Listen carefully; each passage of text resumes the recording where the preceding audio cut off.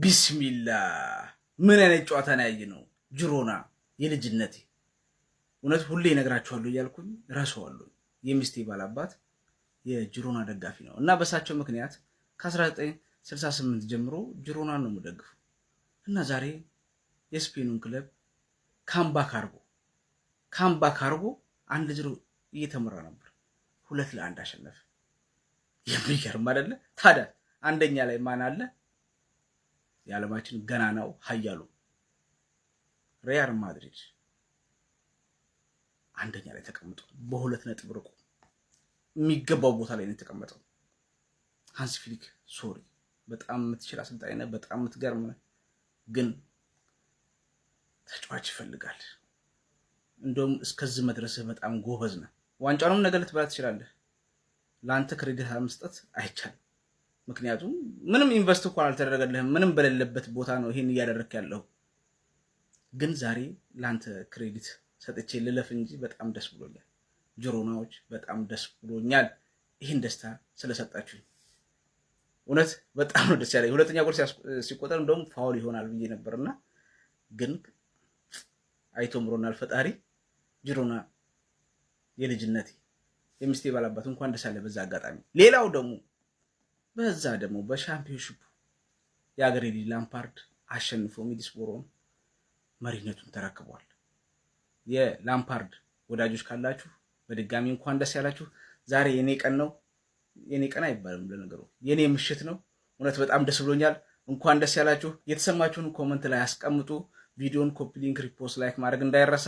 ሀላ ጅሮና ባርሴሎና ትላንትና ተሰጣውና ምን ይሻላል? እስቲ ብሉግራና እስቲ ኩለርስ ምን ትላላችሁ? ኮሜንት ላይ እስቲ ለዚህ ባርሳ መፍትሄው ምንድነው? ዳኛ ምናምን ማለት ይቻላል። ዳኛ በድሎታል ምናምን፣ ግን ምን ባርሳ ሁሌ በዳኛ ይበደላል። ዳኛውንም ጭምር አሸንፎ ነው ብዙ ጊዜ የሚያሸንፈውና የተሻለ ቢጮት ከነዳኛው ማሸነፍ ይቻል ነበርና ይሄ ስለ ዳኛ የሚነሳበት ጨዋታ ነው ብዬ አላስብም። በጣም እንዲያስቀጠቀጡት ጆዋን ጋርሺያ እኮ ብቻውን እኮ ነው የተጫወተው። እግዚአብሔርን ብቻውን በቃ አንተ በስማምና እስቲ አሁን የሆነ ማነው ሃንሲ ፍሊክን ለመውቀስ በነገራችን ላይ ትንሽ ስለ ሃንሲ ፍሊክን ከወቀስ ነው ሃንሲ ፍሊክ ከዚህ የተሻለ ማድረግ ይችላል ብለን እንጂ እንደ አሰልጣኝ አይደለም። እኔ አሁን ሃንሲ ፍሊክ ያዘውን ባርሳ ይዞ የትኛውም አሰልጣኝ ሃንሲ ፍሊክ አምና ያሳየንንም ዘንድሮ ያሳየንንም ማሳየት ይችላል ብዬ አላምንም። ፌራን ቶሬዝን አጥቂ ላይ ይዘ እንደገና ቤንቹ ሌዋንዶስኪ አርጅቷል። የኦፍሳይድ ትራፕ አርክቴክት የነበረውን ማርቲኔዝን አተህ በቃ አሁን እኮ ፔድሪ ከተጎዳ ቡድኑ የለም፣ ራፊና ከተጎዳ ቡድኑ የለም። ቢሆኑ ሰዎች የቆመ ቡድን ሆኗልና ስኳድ ዴፕዝ የለውም። ኢቭን ስታርቲንግ 11ሩ ራሱ ጥራት ያለው ስታርቲንግ 11 አይደለምና የሚፈልገው ነገር ተሰጥቶታል ብዬ አላስብም። ሃንሲ ፍሊክ ግን የተወሰኑ ነገሮችን ማስተካከል ይችላል ብዬ አስባለሁ። ድርቅናዎቹ ላይ አሁን ለምሳሌ ላሚን ያማል ፔናልቲ መምታት የለበትም። እኔ ላሚን ያማልን ካየሁት ቀን ጀምሮ ነው እየተናገርኩ የነበረው። ለባርሳ ብቻ ተብሎ ሳይሆን ለሱም እድገት ተብሎ በዚህ እድሜው ፔናልቲ ምን አባቱ ያደርግለታል? ለቶፕ ስኮረር አይፎካከር፣ ጫናን እሱ ላይ መጨመር ነው። ራፊንሃ አለ አይደል እንዴ? ለምን ይመታል? ልጁ በጣም በቃ መኮርኮ መቆንጠጥ አለበት። ልጁ እነ ሊዮኔል ሜሲ እነ ሮናልዶ የደረሱበት ደረጃ ላይ ባለው ፖቴንሻል መድረስ ይችላል ብዬ ነው በግሌ እምነት አለኝ። ፖቴንሻል አለው፣ ግን እድገቱ በትክክለኛ መንገድ መሆን አለበት። ሌላው ቅያሪዎችና ስታርቲንግ 11 ትላንትና ዲዮንግና ፌርሚን ሎፔዝ እንዴት ይጣመራሉ ሚድፊልድ ላይ እነ ማርክ በርናል እና ካሳዶ እያሉ ኦልሞ 70 ምናምን ደቂቃ ምን ይሰራል? ምንም እየሰራ አልነበረም እና ብዙ ኩንዴም በጣም በቃ ግራ ገብቶታል ምናምን፣ ቅያሪዎች ይዘገያሉ ምናምን። ሌላው ደግሞ ሃይላይን ነው በቃ አረ ሃይላይን አስቀጠቀጠን። አትሊስት ጎል አግብተህ 3 ደቂቃ መከላከል እየቻለን አይደለም። ባርሳ ልከላከል ሲል መከላከል እንደሚችል በቀይ ሲወጣበት ማየት ትችላላችሁ። መከላከል ይችላል። አንዳንዴ መፍራት ያለ ነው በቃ ተባነነ እኮ በቃ ታክቲክ ሲባነን ቀየር ፕራግማቲክ መሆን አለብንና ትንሽ እቺ ሃይላይኗን ቢቀንሳት የተሻለ ነው ብዬ አስባለሁ። እስቲ እናንተ ደግሞ ያላችሁን አስተያየት ኮሜንት ላይ ኮፒ ሊንክ፣ ሪፖስት፣ ሼር ይመቻችሁ። ዋተ ካታላን ደርቢ ይላል ማን ሚያዝናና ጨዋታ። በመጀመሪያ ለባርሳ ደጋፊዎች በጣም አሳዛኝ ተሸናፊ። ሁለተኛው ጎል ፋውል ለምን እንዳላየው ዳኛው አላቅም፣ ግን አይገባቸው ማለትም አትችሉም። ጆዋን ጋርሲያ ብቻውን ያወጣው ዶራኑ ማኳስ ያቆማል እንዴ? ማን 4-5 ማግባችሁንም ኤቭሪ ቻንስ ክሬት የሚደረገው ባርሴሎና ላይ በክንፍ በኩል የሆነ ኳስ ተነጠቀለታል። ኦንሳይድ ነው፣ ወደ መሃል ያስገባለታል። እቺን ራሱ ቢያገቡ ስንት ጎል እንደሚያገቡ ሚያዝናና ድራማቲክ የሆነ ፈርስት ሃፍ ብቻ ራፊኛ አንግል ለሚን የማል ፔናልቲ ላይ አንግል በረኛውን ሽጦት ማለት እድል አልነበራችሁም እና ያቺ ሃይላይን ምን ሆናችሁ ነው ማን እንዳለ ቻንሶች እንኳን እንዴት ናቸው በቃ ሃይላይን ስላላችሁ በክንፍ በኩል ለአንዱ ይሰነጠቅለታል ኦንሳይድ ነው ወደ ቦክስ ያስገባዋል ያኛውን በመሃል እየሮጠለታል አለቀ ሁሌም ከሰ ቻንስ ግን የሚያዝናና ጌም እኔ ባርሳማ ነው አሸነፈም ተሸነፈም የባርሳ ጨዋታ ማየት ይመቸኛል ምክንያቱም በቃ ቶ ባክ ኤንድ ፎርዝ ያዝናናል ነው ምን በቃ የሚያዝናና ጨዋታ እኔ አራው ማን የሆነ ዛለ ላይ አስበላችሁ ብዬ ነበር ማን የተሰረዘው ኳስ ምናምን ብዛት የኩንዴ ፋውል እኔ ብዙ ሌሎች መግባት የነበረባቸው ጎሎች ነበሩ የኩንዴ ግን ጎል መሆን አልነበረበትም ገባችኋል ምንም ጎል መሆን አልነበረበትም አሁን ታይትል ሬሱ ፏ ብሏል ታይትል ሬሱ ፏ ብሎ ይቀጥላል ማድሪድ የተበላሸው አንድ ችግር ስለነበረበት ነው ፓስ ማድረግ ማይችል ሰው ስለሌለው የክሩዝን ቦታ መተካት የሚችል ሰው ሁሉም ሰው ስለሚሮጥ አቀበለኝ ብሎ ይሮጣል ሁሉ ይሄን ነገር በትሬንት በከፊሉ የተስተካከለ ይመስላል ሰሞኑ እና ያለን ኤምባፔ ራሱን እያሰነጠለ ይሄን ዋንጫ እንዳይነጥቃችሁ ባርሳ ተሸንፏል ጋይስ አረ በስማ እኔ ለሲቲ ልቋጥር ለባርሳ ስንቱን ልቋጥርሽ ባርሳ ደግሞ ሰሞኑን እያቃጠለ ነው አረ ሃይላይን እኛ የሰፈር ቲም ተሰባስቦ ቢገባ ባርሳ ላይ ጎል ግዴታ እኮ አለ በቃ አንዴ ኦንሳይድ ጠብቀህ ታልፍና ዋንቪዋን ከበረኛ ጋር መገናኘት አይቀርም እንዴት አታገባም በጨዋታው ውስጥ ላሚን ያማል ፈርስት ሃፍ ፔናልቲ ስቶ እንደሚስተው እርግጠኛ ነበርኩ የሆነ የአንግሉ የቀረጹበት አንግል ነው ደግሞ መሰለኝ ጠባብ ነሽ ጎሏ በቃ አንግል መታበት ሳተው ሰከንድ ሃፍ ኩባርሲ ባለፈው ከአትሌቲኮ ማድሪድ ሽራውበት ዛሬ የሚገርም ቴስት አግብቶ መርቶ ባርሳ አስቡት በጂሮና ካምባክ ሲሰራበት ነጥቡ እንደምታዩት ነው እዚህ ጋር ዛሬ አሸንፎ ባርሳ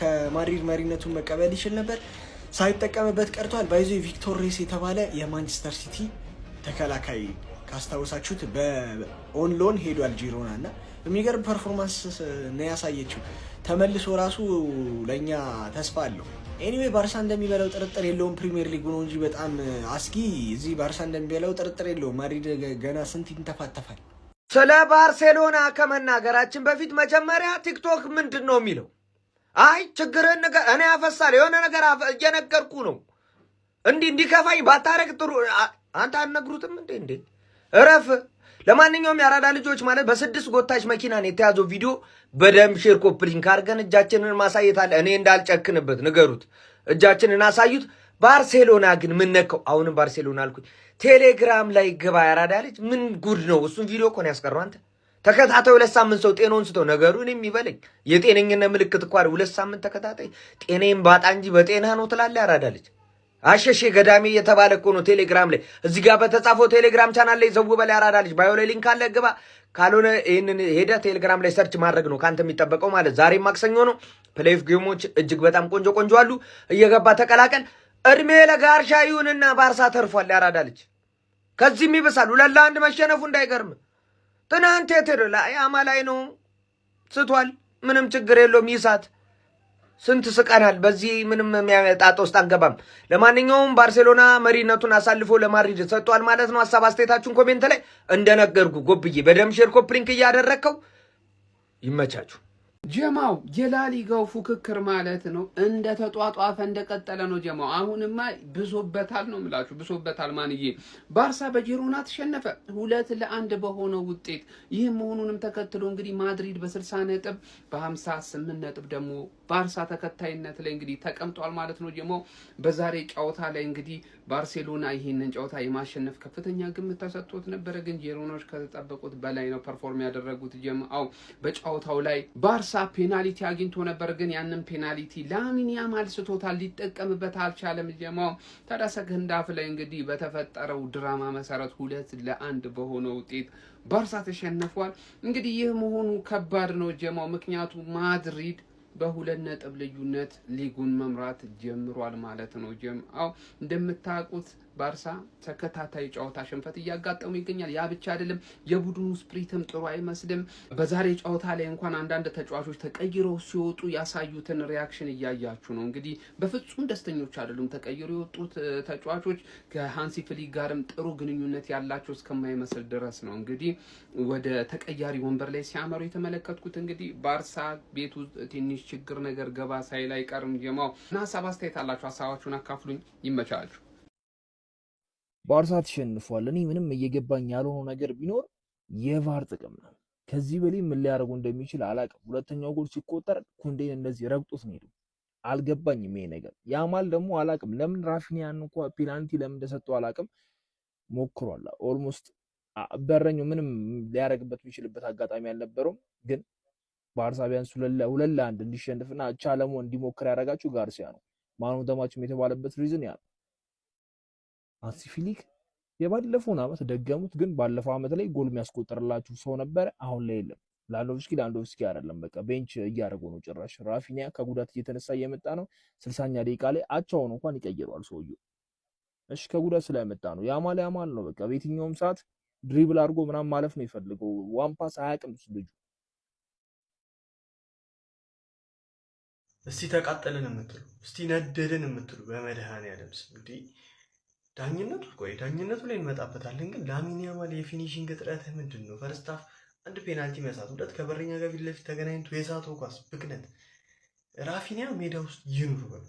ፍሪንኪ፣ ራፊኒያ፣ ጋሪሻ፣ ጆዋንጋ በሱ ኃይል አንተ ምን አይነት በረኛ ነው ያስፈረምነው? ሰዎችን እኮ አውርቼልት እኮ አላውቅም እኮ ተሸንፈናል። ይህን ጨዋታ እኮ 2-1 ተሸንፈናል ማለት ነው። በቃ ምን አይነት ጎል እንደሚገባበት ታውቃለህ። የክለብን ፖቴንሻል ታውቃለህ። ምንም ማድረግ አትችልም። እዛ ላይ ደግሞ ሌሎች ስህተቶች ሲኖሩበት መሸነፍ። ላሊጋውን መሪነቱን ተነጠቅ ነውና አረፍ ነው። ምንድነው ተስፋችን? እሺ በዚህ ከቀጠለ እኔ ማድሪድ ይጥላል ብዬ ተስፋ አደርጋለሁ። ከዚህም በኋላ ባሉ ጨዋታዎች ግን ሁለተኛው ጎል ሲገባ ኩንዴ ላይ የተሰራው ፋውል እና የሮሜሮ የቶተናም ከዩናይትድ ፋውል ተመሳሳይ አይደል?